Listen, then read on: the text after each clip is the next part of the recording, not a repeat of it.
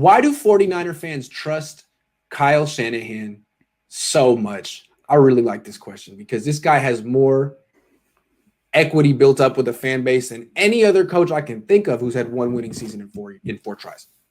All right, I'll give it to you from a fan perspective here. As a fan, year one, we completely do not count because we knew that roster was absolutely terrible. He had to bring in his guys. We had a lot of cap space. We had a draft ahead of us. There was a lot of things that were going against us, and we didn't expect a lot. So year one does not count in 49er fans' memory banks. Year two, there was some hope that we would make the playoffs or at least sneak in or compete. The problem is Jimmy got hurt in game 3. Mm-hmm. And so once that happened, all of our expectations went completely out the window, and he got a pass again for year 2. So it's like year 1 and year 2 really do not count on his resume. Mm-hmm. In year 3, he brought us to the Super Bowl.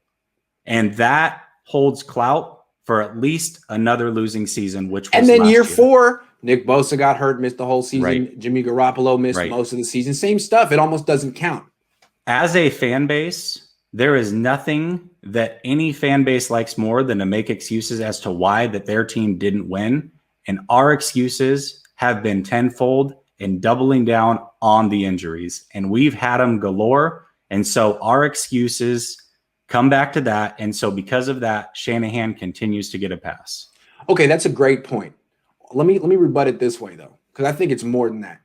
It seems to me that some coaches get more excuses than others. Some coaches don't get excuses. Jim Tomsula, you went 5-11. I don't want to hear it, dude. There's no hope for you. We don't trust you. No second chance. Goodbye. Chip Kelly, the same. Some coaches just don't get the benefit of the doubt, as they shouldn't. Some coaches do get the benefit of the doubt. And why is that? Well, I think Romish 10 knows. And look, it's rich coming from someone who is nepotism boy over here. All right. I'm sorry, but I'm just saying it takes one to know one. And if this dude's name was Kyle Johnson and he had no connection to anyone, to any tree, any person, if he was basically Kyle Saleh, that kind of guy, self-made all the way, I don't know if you get those excuses. Like, let's see what Robert Saleh, how he does in New York. He could lose the first 2 years. Will he get the benefit of the doubt? Probably not. You know, if he had a famous dad, people would be like, well, I mean, his dad won 2 Super Bowls. Why don't we give the kid a chance? He's got good bloodlines. So I think, yes, you see things, you give him the benefit of the doubt, but maybe Todd Bowles wouldn't have got those excuses. You know what I'm saying? Other coaches I think his dad plays a big part. Okay. I agree with that completely, actually. I think that's a great point. Let me ask you this, though. Does he deserve the chances that he gets? That's a loaded question. I mean, he didn't deserve the extension he got. That's ridiculous. But I don't think the Niners should have fired him by now. I think he's shown a lot.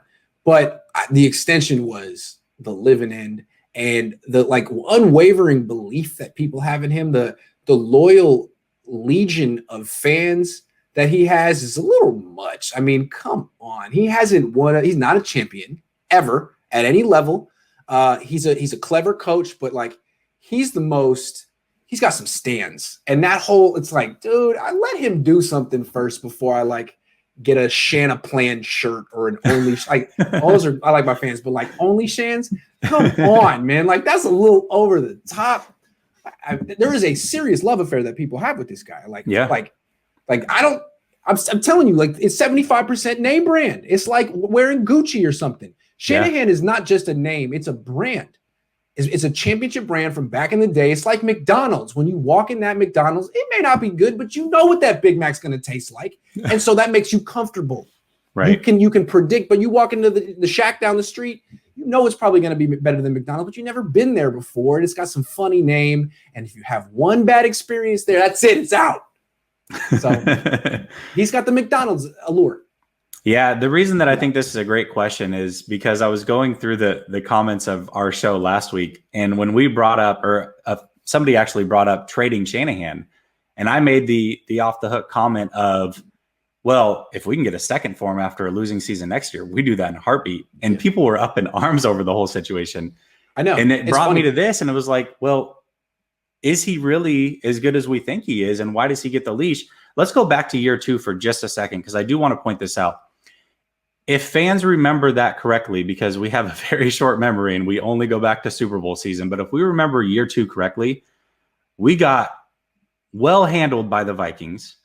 Week 2, we got gifted that win against the Lions with a pass interference call. And week 3, we were getting stomped out by the Chiefs. So really, we probably should have been 0-3 with Jimmy starting. We probably do not make the playoffs that year, even if Jimmy played all year. Yeah, agree. That season was on its way to being a catastrophic disappointment, and then he kind of got let off the hook. That's the way I saw it.